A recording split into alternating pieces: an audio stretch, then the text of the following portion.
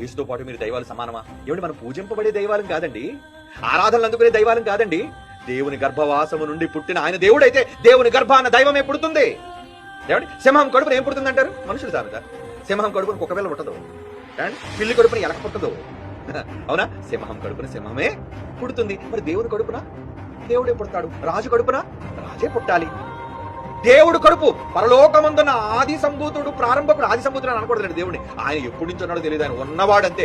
ఆ ఉన్నవాడైన ఆయనలో ఏమొచ్చాం మనం? ప్రారంభించబడ్డాం.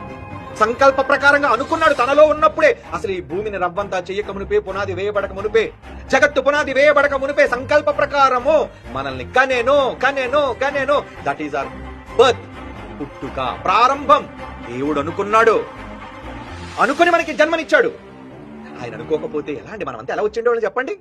యేసు రావడానికి తండ్రి ఉన్నాడు, పరిశుద్ధాత్ముడు రావడానికి తండ్రి ఉన్నాడు, మనమందరం రావడానికి తండ్రి ఉన్నాడు.